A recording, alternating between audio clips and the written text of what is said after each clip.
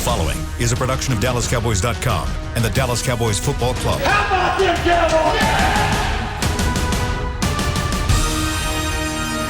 This is Media Mash, A roundtable of Cowboys insiders dropping wisdom and offering sizzling takes on the current state of your Dallas Cowboys. Now, your host, Steve Dennis.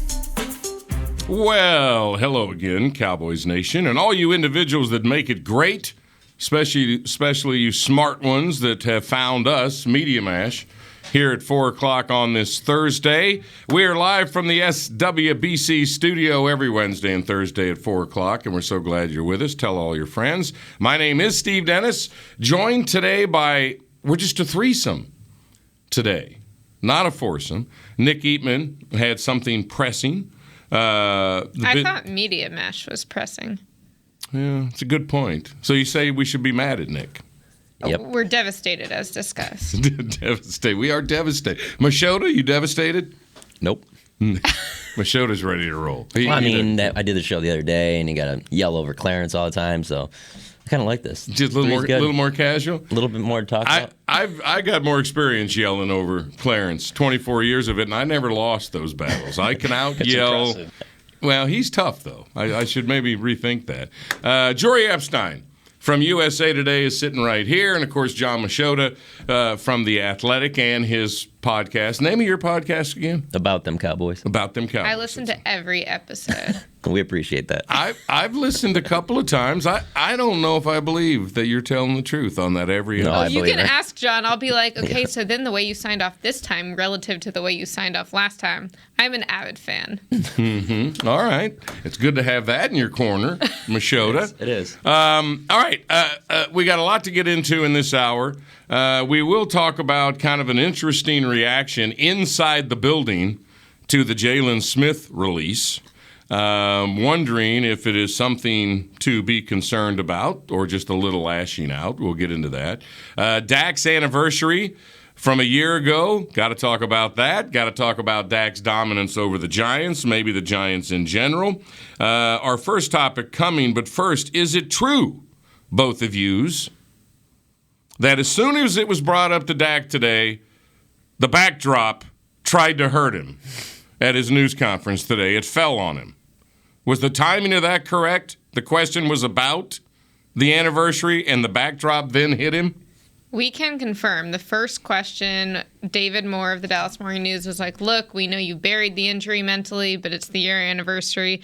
We need to ask about it. Starts to ask, and this gust of wind comes, and the backdrop starts falling on Dak. I mean, it's not a heavy backdrop, but it was absolutely collapsing on him. And Dak, who's already a little superstitious, was like, "It's an omen. We're not talking about it." I saw a picture. Kudos to Archer for jumping up quickly to try to save the day. Where were you two? The thing weighs nothing. If it would have fell on him, he would have literally just been pushed it back, and that would have been it. It's not like it's this heavy backdrop that it would have knocked him to the ground or something. What did I say yesterday? It's just bad karma to talk about it. They should just let it, the whole angle. And then, of course, Dak had to talk about it, and it's good stuff. McCarthy had a great, I just call him McCarthy. I hope he doesn't mind that. It's better than Mike. There's a lot of Mikes around here. Fewer without Nolan, but still a lot. I never called Jason Garrett, though. I called him Jason. But it could be a northern thing, because most of my friends back home call me Machota. And when Michael Gelkin messed up his question the other day, he started by saying McCarthy, and McCarthy said, I feel like I'm back in Pittsburgh. I heard that. I'm back in Pittsburgh. It might be the last. I do that with dudes. I would never call, actually, Jane Slater's one of the rare ones. I worked with her. I called her Slater Jane. But normally I call guys by their last name and women by their first names. Okay. I don't know why. I don't know. But then again, I call my wife Corrado, which is her last name. You don't call me by my last name. I call you Rookie. Always will. Always will. 23 years, right along no to respect. Cowboys. That's Chris Beam. He's the producer of this show. He's a producer of every single podcast on DallasCowboys.com. If you hear that voice, Chris Beam. But to me, he's Rookie. Okay. Injury front, just to get this out of the way, looks good for Zeke and Amari. Back in practice, limited. Looks like they're going to play. Giants have similar news with Andrew Thomas, their left tackle, and Leonard Williams, their defensive end. Maybe not so much with Sterling Shepard, but we'll see. All right. let's get started. Topic number one. It's the end of 4 weeks. It worked better with the foursome. It all worked together better, but we can make it work with the threesome. We got four big things that we need to discuss or can discuss. Don't really need to, but they have sort of come up after 4 weeks to mash around. So let's do it. You guys ready? Let's go. Ideas, questions that seem to have come up nationally and locally. Topic number one, Dak Prescott as an MVP candidate already after 4 games. Yeah. I'll give you the odds in a minute because Vegas lays odds on everything, including how often Jori listens to your podcast. There's a clear bet on that one. That's a slam dunk. So first thoughts on all the talk already about Dak being in the MVP conversation. Yeah, I mean, it's completely legitimate. I mean, it really has – it almost comes down to just like tell me the team that has the best record, and I'll tell you who wins MVP, and it's the quarterback of that team. I mean, if you look at the teams right now that have the chance to have the best record in the NFL, the starting quarterback for that team is probably going to get it. Might be Tom Brady, might be Aaron Rodgers, Josh Allen, Dak Prescott. If the Cowboys roll off like 14 wins, Dak Prescott's getting MVP. And as crazy as this sounds, because I tweeted something about Dak and MVP or something, and someone responded like something like, oh, I don't even think he's the MVP right now of the team. I think that's Trayvon Diggs. Okay, so Trayvon Diggs right now, if he follows the same path he's on right now, he'll get 21 interceptions this season. If he gets 21 interceptions this season, the Cowboys obviously will win a lot of games. We'll say that they win 14 games. Dak will still get MVP over him, even with a crazy number like 21 interceptions. Because as the old Randy Galloway used to say, it's all about the quarterback. Well, you just said that you're going to say the odds. I bet you the top 10 guys are all quarterbacks. It might even be more I've got them written down right here. In 1, 2, 3, 4, 5, 6, 7. I got to 7, and they're all quarterbacks. Yeah, and I think the key word here is candidate. That is he the MVP of the 21 season, hands down? No, but that's why you play 13 more games. But I think he's absolutely a candidate. I think he's playing really smart football. He's playing productive. He's efficient. His completion percentage, and he's leading these guys to victory. And I mean, you'll see guys around the league saying, like, it was really clear how much the Cowboys needed Dak last year and how much this flipped around is in large part because of what he's doing. This was such a discussion when they were both rookies in 2016, and I was on the Deke. We used to say that a lot in 2016, oh, yeah. By the way. Deke, what?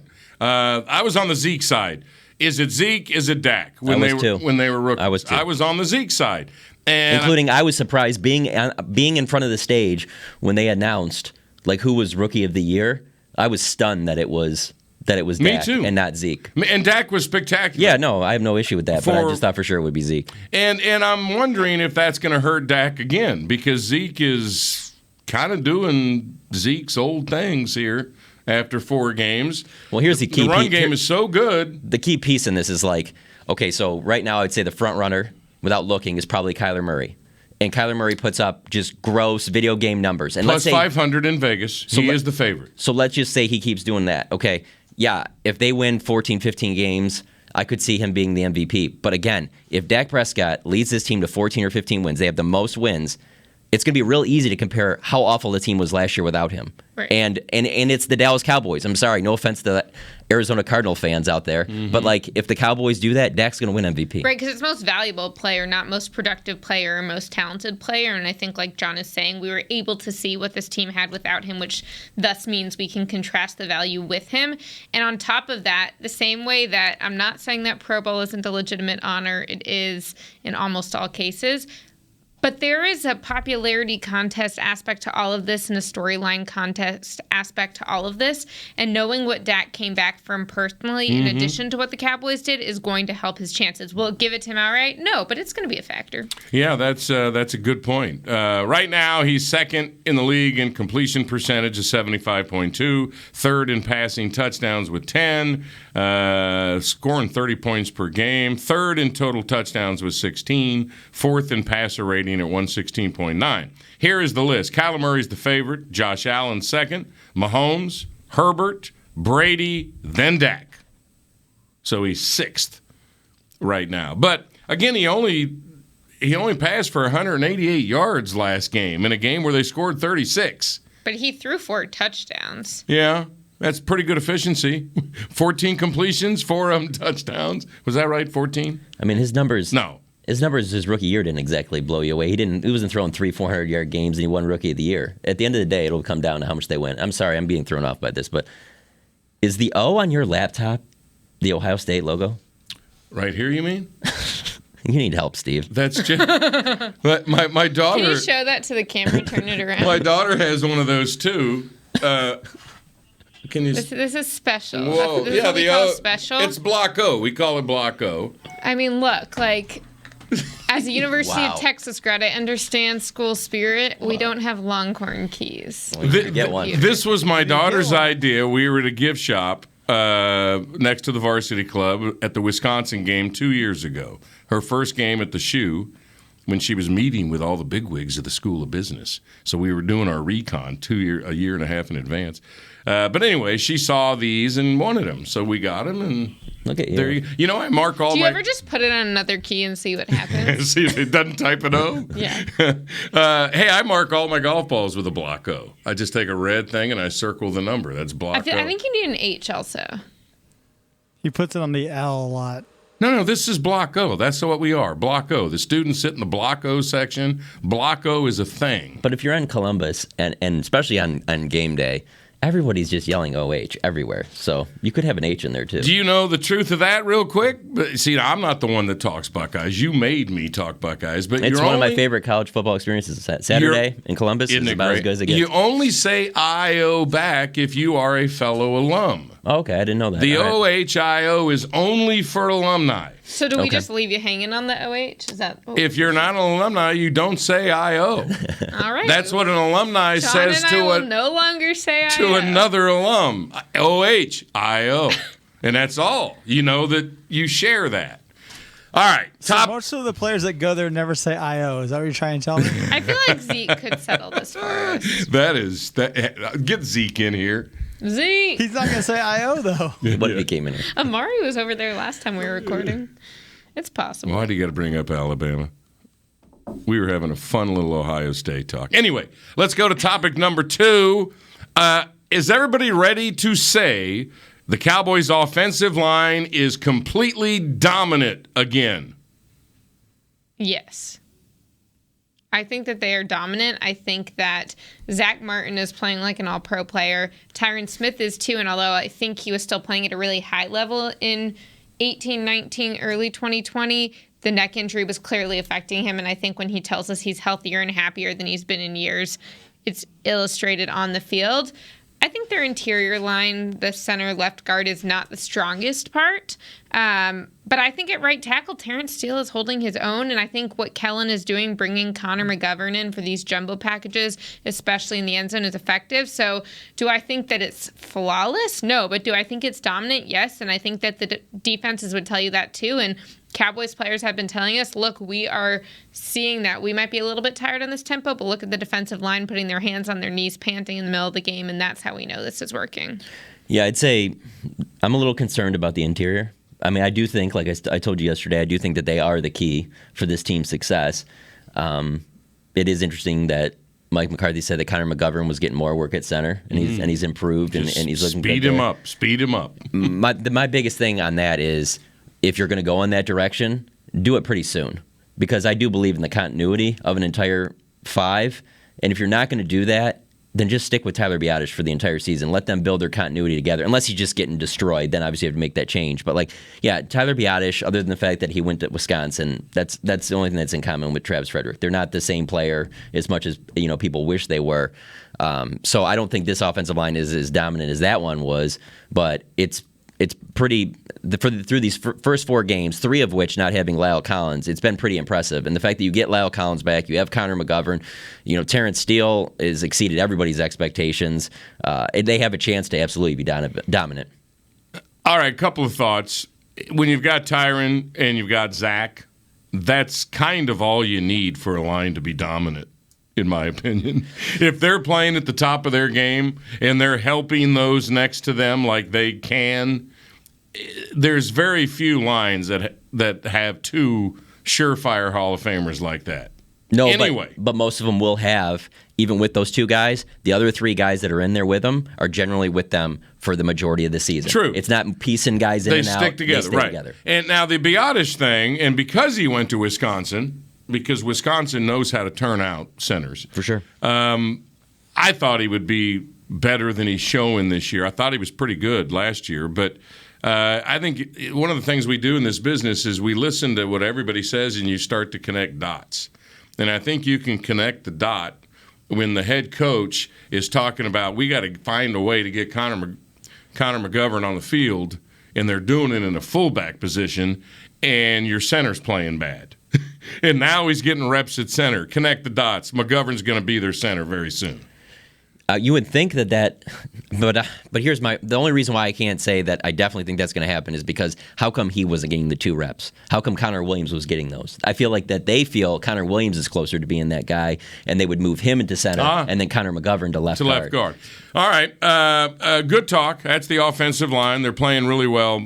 Zach is playing out of his mind, but that's normal. All right, topic number 3. We got a couple more. We got to zip through this a little bit. Zeke and Pollard, the duo that everybody's been talking about. Everywhere I go with the huge gang of fellas I hang out with, all ages. Huge gang. Well, we have a giant club, so there's like 1,000 members. So Steve has a lot of friends. And I know a lot of them. Wow. And we, young and old. They will not let this discussion go. Everybody has an opinion on this. I'm hitting balls the other day, and 3 guys on the practice tee are talking about that. They got to get Pollard the ball more. They will not let it go. I'm asking the question, is it a major plus after 4 games, Zeke and Pollard, and shouldn't we leave it alone in terms of a problem for discussion?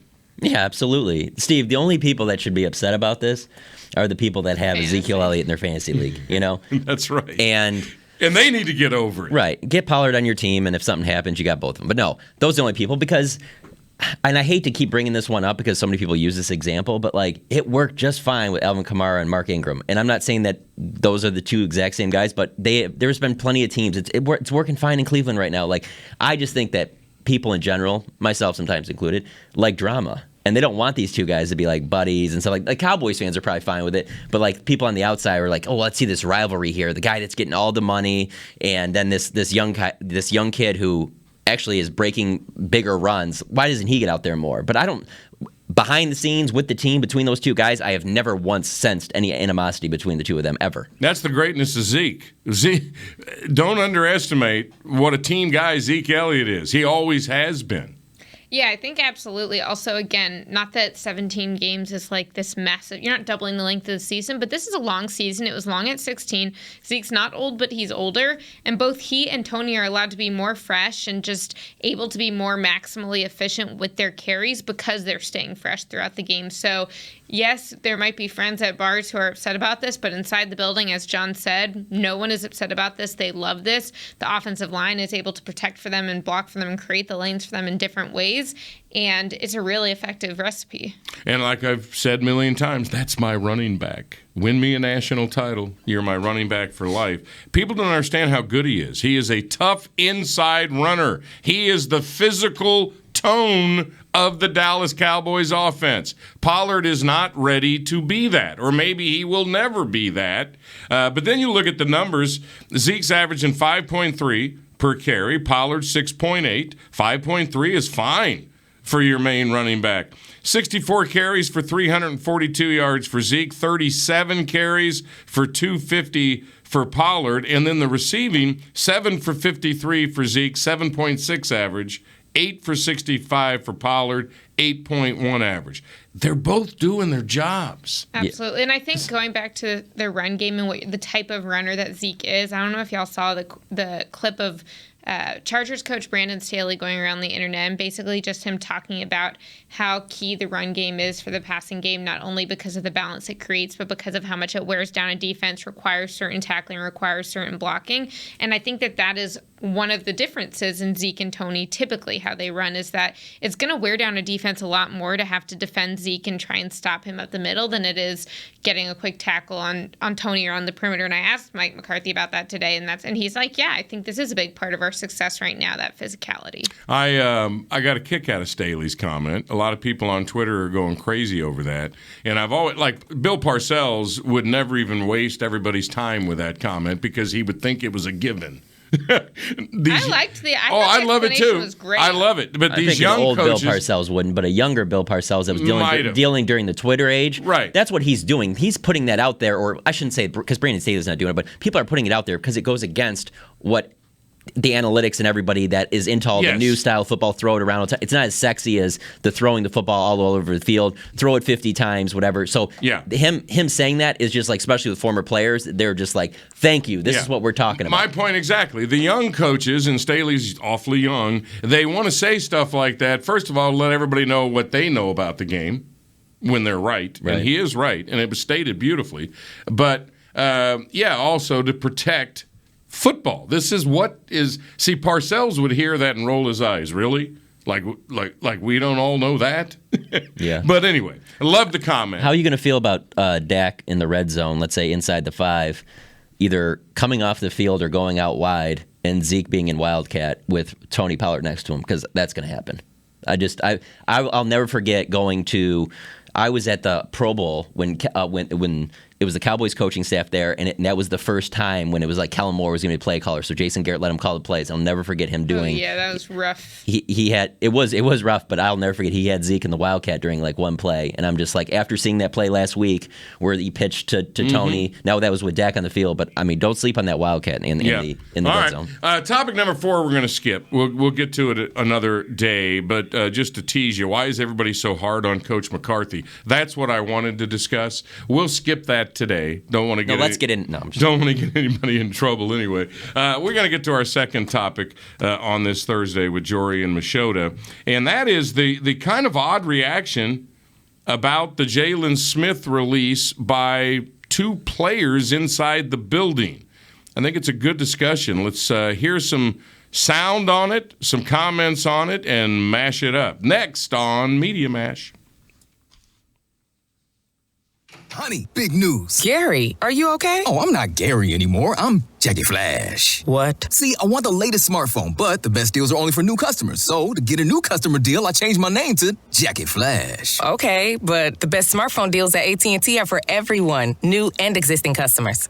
That's huge. Then guess who's getting a deal? Is it Jackie Flash? Jackie Flash. It's not complicated. At AT&T, our best smartphone deals are for everyone. Restrictions apply. Visit att.com for details. New Dr. Pepper Zero Sugar. You deserve it. I do deserve that. You deserve decadent flavor without sugar. And a day at the beach without sand getting everywhere.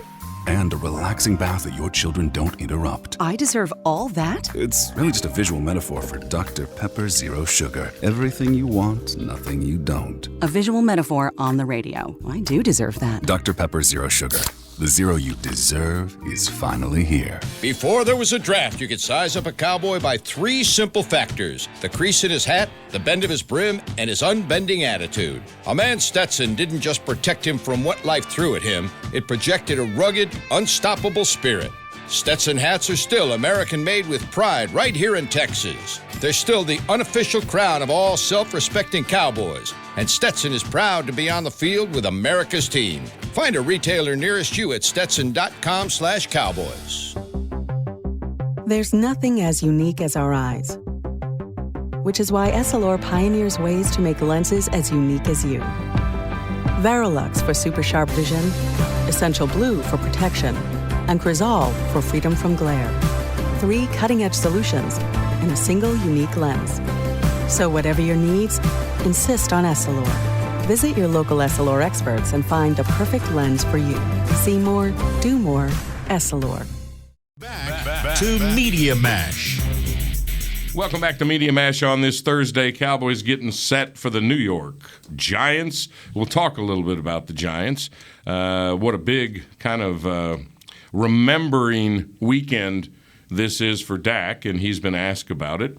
had a backdrop of his news conference attack him when he tried to answer it today. We'll get into that next. But right now, and I'm Steve, by the way. Jori's here from USA Today. We're going to talk about the piece that she wrote today, too, that is interesting about a friend that Dak made because of that injury. He actually plays for the Giants. That's coming up, too. John Machota from The Athletic is here.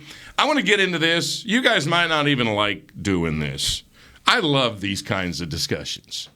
Always have. Jalen Smith got released this week. He has since signed with Green Bay. And by the way, as rookie, Chris Beam pointed out yesterday when the show was over, he won't have to spend a dime for number 9. Nobody wears number 9 for Green Bay. He got it. Yeah, I just saw you got that on Twitter. Yeah. It's going to save him tons of money this time. I don't know. I think that's more what we call a sunk cost than saved money. Yeah. See, I'm not a financial guy. Jori is. Jori, expand on that sunk cost thing. He has already paid out the 54 for the Cowboys, and he's not getting that money back. He's not getting it back. And was it worth it? 4 weeks or longer? He wore 9 start and win. Was it OTAs or was it after that? Anybody remember? Yeah, it happened in May. I remember writing that story in May. All right, 2 linebackers have reacted a little oddly to the Jalen Smith. Oddly's probably not right, but the reaction to Jalen being released is not that big a deal to most fans and everybody, really, because the writing was on the wall. They didn't want to pay $9 million if he got hurt. We all get all that. It seemed like it was going to happen. And if he's not going to be on the field, why would you make him stay here and ride the bench if he can get a gig somewhere else, which he did? So I don't see this as being, oh my gosh, what a reaction to this news. But all of a sudden, Leighton Vander Esch and Micah Parsons, the 2 guys who were affected the most by it, really, are reacting maybe more than everybody else. And I want to throw this around. Let's hear from Leighton Vander Esch. Yesterday, doing his media duties, he threw this out. What bugs me most about it is when people that are on the outside, fans, whatever it may be, they want to say, oh, like, someone deserves this or someone deserves that, everything. They don't realize that this is literally like our livelihoods. We literally could get up and traded the next morning, like the next day. We could be in 50 different freaking states. So people need to realize that. People need to realize that what they're saying is literally just like nonsense. And I think that's a big problem in the world today. And they need to cut that out. Because, I mean, we're literally talking about, like, we don't go talking about someone else's job, so why are they talking about our jobs? As a lifelong member of the media, at the end, actually, I'll start crying. Don't get me into that. But at the end of my lifelong job in the media, this bothers me. Players that talk like that don't get it. They just don't get it. They're not like people with normal jobs, and people with normal jobs do have to move sometimes out of the blue, get stationed somewhere else, get relocated, blah, blah, blah, and they don't make the kind of money you make. And the fans pay your salary. So don't ever get on the wrong side of the fans or the media. And this is the first time Vander Esch has ever kind of showed this. True? I don't know if it's the first time. The media is certainly not his favorite thing.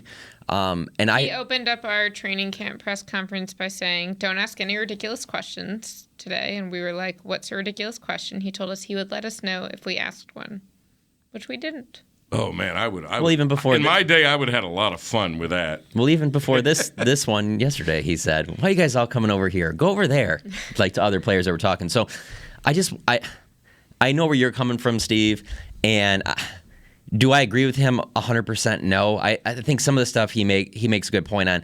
The only thing I will say, though, is that it's hard for like you to compare yourself to Leighton Vander Esch because of 1, age, and 2, like you've worked a lot of different jobs. Like this is all he's done. So that's going to be his perspective. Like is that he doesn't know like about, like grinding on some of the jobs you've worked on in your life and things like that. I think you were attacking how many times I've been fired in my life. That was rude of you, but continue.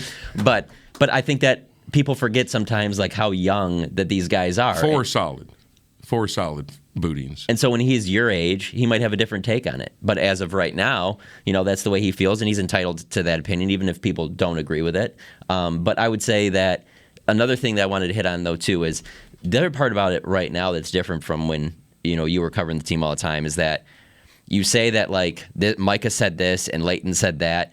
Well, you got to remember, these are the players that are being brought to us. We're not in the locker room where we can just go and grab somebody. And who knows who would have had what to say and who might have been. There might have been a backup linebacker that doesn't really could have been, Luke Gifford or somebody that had something really strong to say too. But Luke Gifford's not getting brought. We're getting 5 players. There's no 4 whispers players. anymore. Right. And so, they brought out all 3 linebackers at the same exact time. So you had to pick. Am I going to Leighton? Am I going to Micah? Am I going to Keanu Neal? And so the things that stand out are going to obviously be stuff like that because he was clearly passionate about it. But it's just a different way of covering the team right now.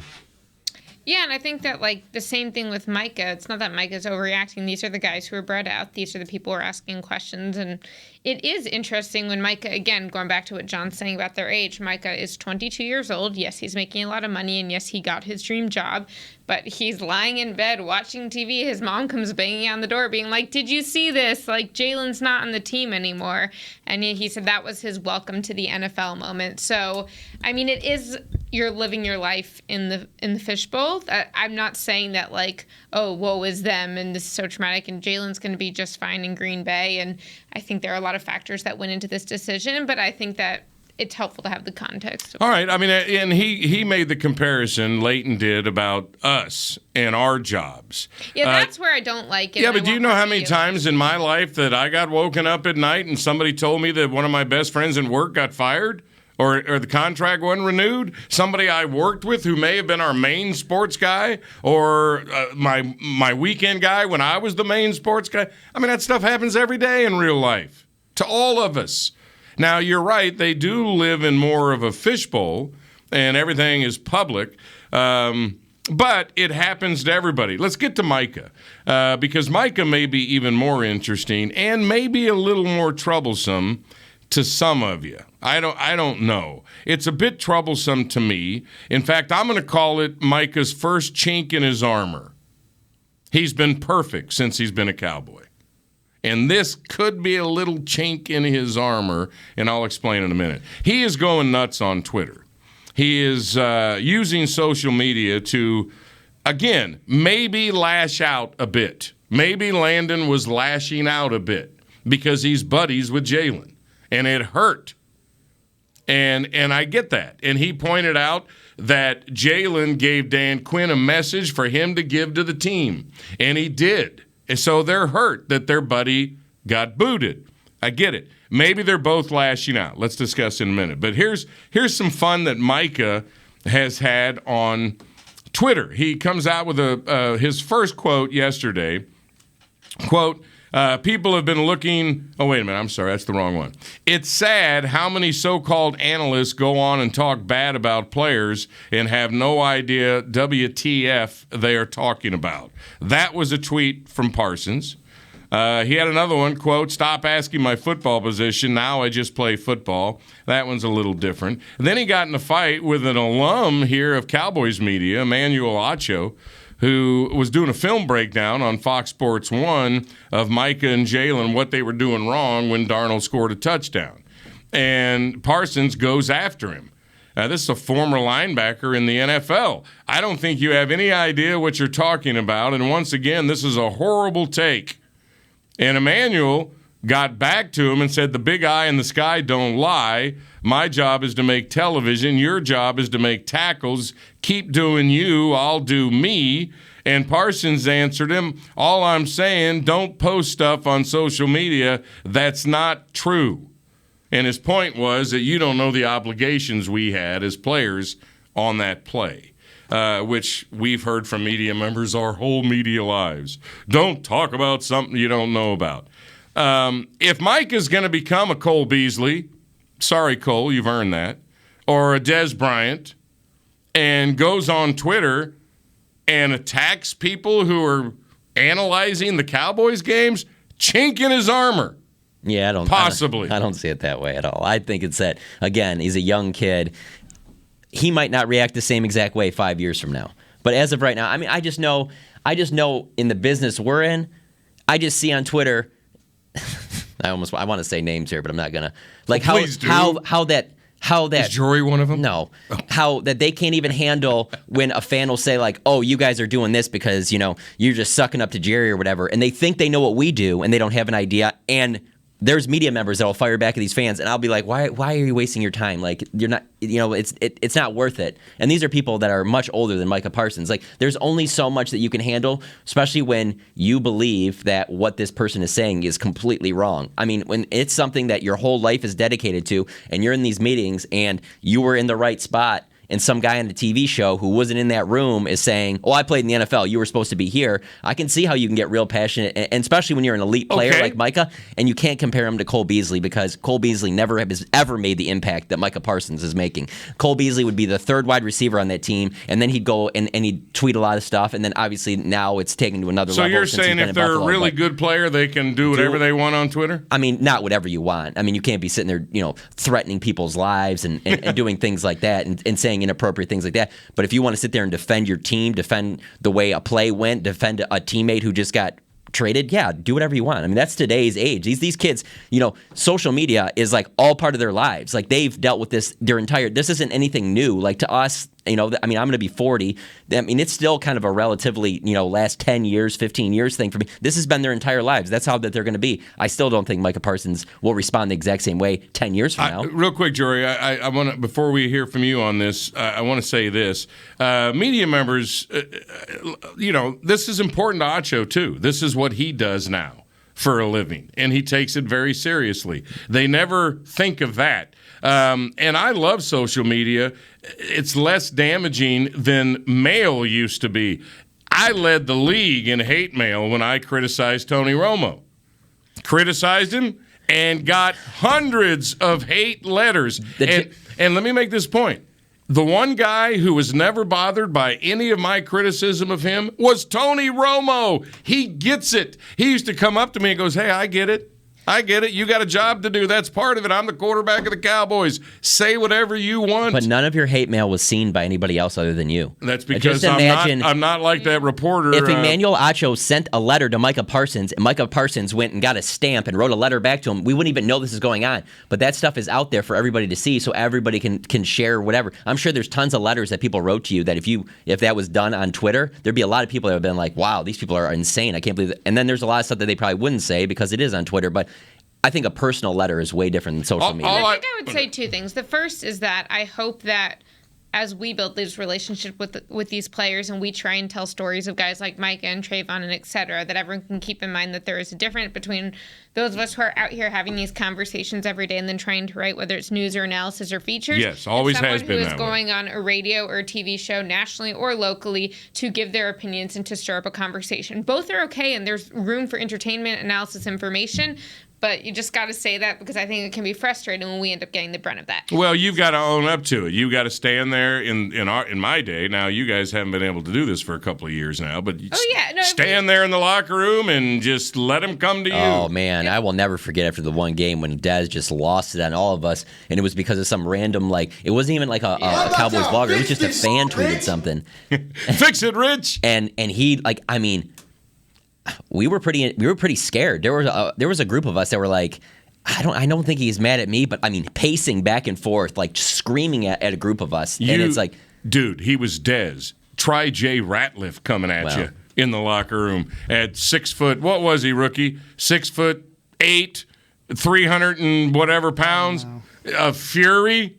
Whoo! But I think another thing I would say is that it's interesting you say that he didn't handle this well because Micah's last response to Emmanuel, he ends by saying, all I'm saying, as you mentioned, don't post stuff on social media that's not true until you actually know the coverage and job obligation of each player on the field, because actually me and Jalen was right. So what I think is actually a win and something I would give him credit for is he's not saying an Anthony Brown was wrong or Leighton was out of place or KZ should have been here. He's not throwing his teammate under the bus to try and defend himself, but I'm not saying that we know for sure. Again, as he said, I don't know their obligations, but it is possible that they weren't the ones who blew the coverage. And there are times we're talking to Dan Quinn and we're like, Anthony Brown looked like he didn't make that. And he's like, yeah, but Donovan Wilson over here tripped on the play. So Anthony actually was in the right place. And there's only so much you can do in real time. So I will say that although it is a slippery slope engaging on social media. I think there's also a difference if Micah had been going after Joe Schmo with 4 fans versus someone who has experience with the Cowboys organization and a national following. And I don't think I think that I'm a little bit interested in the way he went about this attack and not just the attack. And if you're going back to John's point about how good he plays, do I personally think it's productive and healthy for my life to do this? No, that's not my style. Do I think that the Jalen Ramseys and the Dezes and all those of the world for a while were able to play productively and go after that? I mean, yeah, that's just kind of how they are. And if it works for them and if it fuels their fire, I don't think that it's going to be causing a problem in the locker room. Well, I just think passion is wonderful. And you always want – I love passionate people, always have. Be as passionate as you need to be in whatever job you're doing and show that. But these young players, like you said, are so much more used to social media than the previous generation that it's just normal stuff now. But still, all he had to do was be nice to Emmanuel. All he had to do, instead of going after him, is say, hey, dude, you played the game. I could not disagree with you. That was not my coverage. And or do what players should do, and if they pay attention and listen, you'd like this media member because they're on their toes. This one, not so much. This one, and just put it in your mind. Okay, Acho is somebody that I don't think is any good. But take that away. What if he is wrong about that?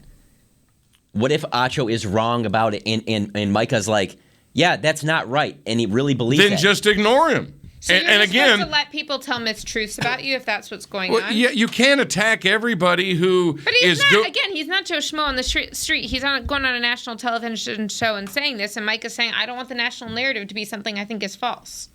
Well, I don't think it's – no, yeah. To me, it's worrisome if a player is going to go after any media member saying anything about it. I think attack is strong. I don't think it was an attack. But like you say, the whole world can see it. Yeah. He's getting nitpicky. Oh, no, leave me alone. Leave me alone. You're wrong. Come on, man. This is the big leagues. It's the big leagues. Acho's doing his thing on a big stage. You could honestly He's doing his thing on a big stage. Just roll over. Forget it. Okay? Maybe he tells Landon. How do you know he hasn't rolled? Acho's an idiot. He doesn't know what he's doing. How you know he hasn't rolled over 125 other times, and this is just the one time that, like, how do you know he hasn't let a lot of stuff go, but there's just one time? I mean, you can't be perfect all the time. I don't see a pattern here where he's doing this all the time. He's having a bad week on Twitter, I think. Now, again, it may just be lashing out because he's hurt.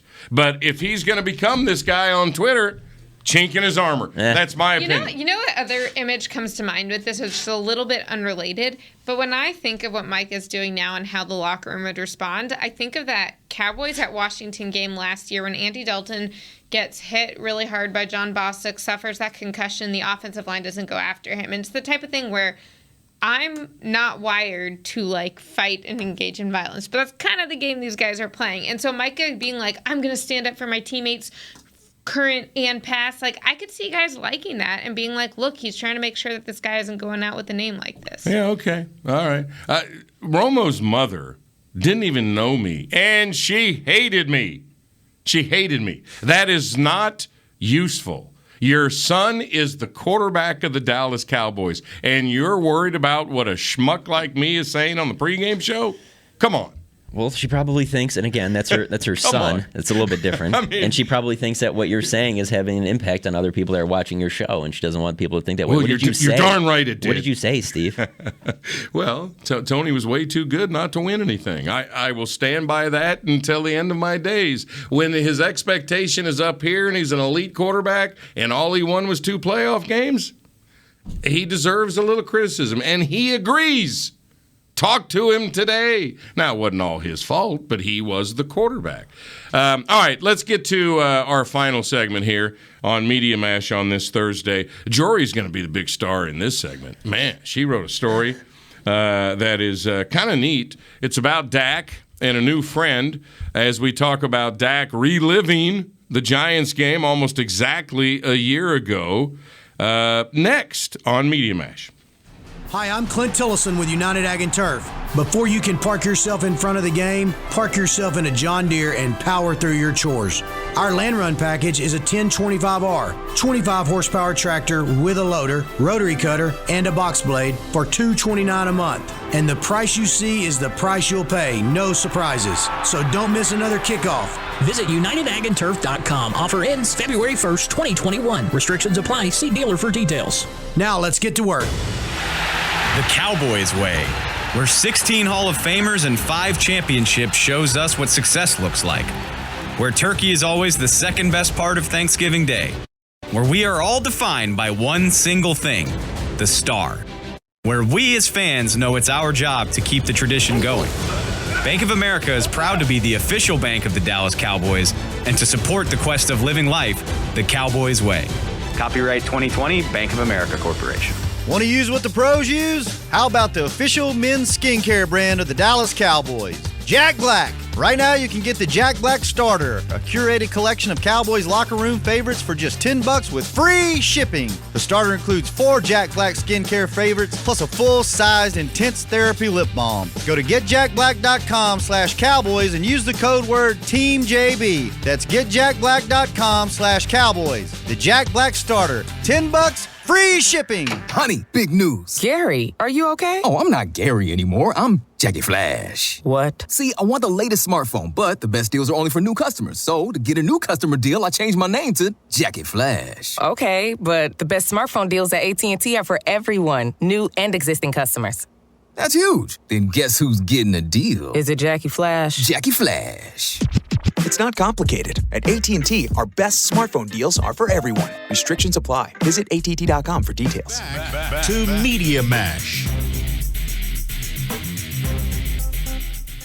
Steve Dennis, Jori Epstein, USA Today, writing a fabulous feature story today, which we'll get into in just a minute. John Machota from The Athletic, our threesome today. We hope everything's okay with Nick Eatman. We'll get back with him next week. All right, so here we go with Dak against the Giants, which is a mouthful. First of all, because, and I'll get this out of the way, he owns them. He just ridiculously owns them. 7-2 in 9 games, 2,367 yards, 17 touchdowns against them, both most against any opponent. He has thrown for 3 or more touchdowns in 4 of the 9 games against them. When the Giants are in town, get ready for the Dak show. That's point number 1. Point number 2, he's got the big anniversary on his mind, which you guys just, you bad media, just keep bringing that up all week in front of him. Well, on the Giants point real quick, I mean, and this is nothing against Dak, but, like, Dak's been playing in the league since 2016. Like, how good have the Giants been since 2016? Not very good. And Jason Garrett's greatest strength as a head coach here in that stretch was just besting the NFC East. I mean, he knew how to prepare his team so well for the division, and it was the out-of-division and out-of-conference opponents that were the problem then. Yeah, Dak's great against the entire NFC East, not just the Giants, but I just don't think the Giants have been very good for the majority of the time that Dak's been the quarterback. So that probably factors in a little bit. It's not their greatest era. It's not the NFC East greatest era. And either. it continues. That is for sure. We'll get a little more specific about the Giants here. But to the anniversary idea, which is probably uncomfortable for Dak. We talked about this yesterday. I think it would be difficult for him for that to be top of mind to everybody. It's just, to me, it's bad karma to even talk about it. Let's just play the game. And but I know that's not the way it works. Nice stories and reactions are written about it. It was a horrible moment, and he's overcome it, and now he has to sort of revisit it because the NFL decided to play the Giants almost exactly on the 1-year anniversary of it. Yeah, I mean, the NFL knew what it was doing with the storyline. We argued that yesterday. Machota and I don't believe that. Oh, 100%. I don't know that I don't believe it. I think the thing I believe the word I used is sick. Yeah, it's pretty sick. Sick of them to do that. It's one thing that, like I said, the point I made was it's one thing to sit there and be like, hey, it'd be really cool if Tom Brady sets the all-time passing record when he goes back up to Foxborough. It's another with like an injury like that and a gruesome injury that ended a guy's season to be like, hey, let's put that on the same day again. Everybody will be talking about his That's injury. why you're a big fan of his podcast right there. That is exactly the point. No, I think I'm not saying that they should have done this, but when you look at the way this NFC East, I mean, it's not like, oh, they need to get all these NFC East games in right now. No, they have this is their last one till I believe December, maybe the very last weekend of November. It's 1 day short of the anniversary, same place, same team. This is not an accident. So to your word sick, which I think is a perfect word, I picture whoever that dude is or dudette who is making the schedule going, oh, look at here. Look at here. This October day will be 364 days. Let's put the Giants in there. So Dak has to put up with questions about it the entire week. That is indeed sick. Well, he was going to have to put up with questions whenever they played the Giants again. But if it wasn't the year anniversary, it wouldn't be a giant deal. I think because of Jason Garrett being on the sideline, I think it's still going to be. It was just like everything about that. I think it was going to be a big deal. And I think the longer you're around this, the longer you realize, people do things like that not intending to be sick. Maybe I'm just too charitable here, but I could see someone being like, oh, that would probably be meaningful. He could fully have his closure and redemption, and thinking that's what they were doing. Oh, that's so sweet for you to think. Why don't you have way. your closure and redemption week 1 and get it over with? That's when I had as a reporter. That's when I saw Ndamukong Suh land on him as he got the throw off. I was like, yeah, he's good. I mean, if you have a spinal injury and lose both your legs, the time to revisit is when you're first up and walking again. Hey, look, you can walk on your legs again. That's a big moment. The year anniversary, of course, I hate our anniversaries anyway. We do it with everything. Do you remember yours typically? Oh, which ones? Your wedding. Oh, absolutely. You can't forget that. I forget how many. I'm in the 40s now. And I've kind of lost track of, well, not marriage, but anyway. Do you think she listens to the show? Not a chance in hell. Not a chance. She used to watch me play golf in high school. She would rather eat dirt than watch me hit a golf shot now. Wow. And she used to be out there all cute with my little Ohio State jacket on. It all went downhill after you got that O on your keyboard. Well, that was my daughter's fault. And by the way, we haven't heard from our daughter all week. Is she listening? That little girl is on my nerves. I can guarantee you there's no chance that she's listening. I think that she just figures if she listens to your podcast, she doesn't have to call or text. Yeah. She's got the big Maryland homecoming game this weekend. All right, let's get to Jori here. Let's get to Jori's genius. You wrote a story that you just put on Twitter today. I assume it's in the USA Today tomorrow? That'd be nice, wouldn't it? We'll see. It wasn't already. What do you mean? They're not going to not put it in the presentation. We live in a web world, Steve. Web first. I all you care is about the web. You don't care about Jori's. I'm making the decisions. I made sure to BCC. I hope my editors don't listen to this, and if they do, it'll be funny. I made sure to BCC the print guy on the email when I filed this. Nice. Yeah. I don't think Jori's family members need the print copies of this. That's nice. The story has to do with Dak's anniversary, but it was a lovely story about his anniversary.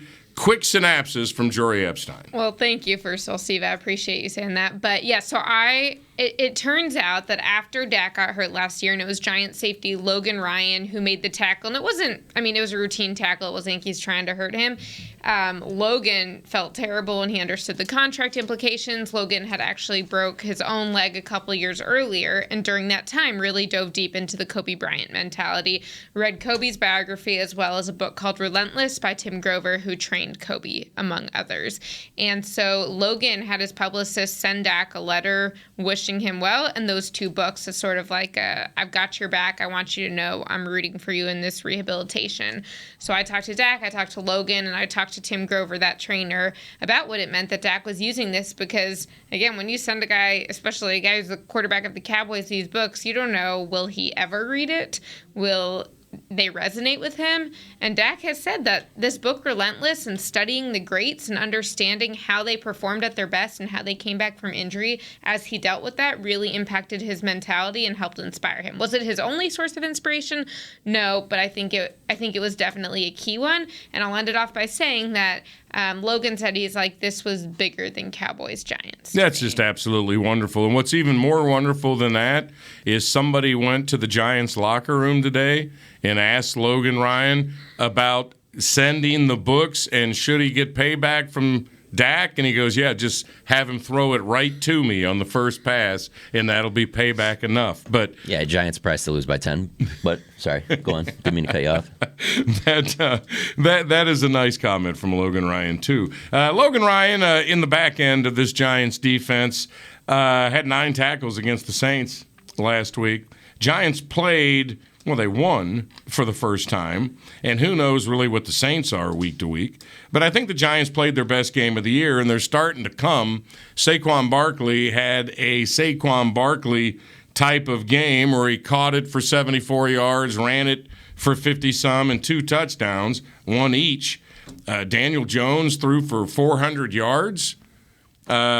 He's averaging 296 per game. I mean, the Giants, Galladay, finally, 116 yards. They look like they've got a number 1 receiver, and that was the intention when they threw all that ridiculous money at him.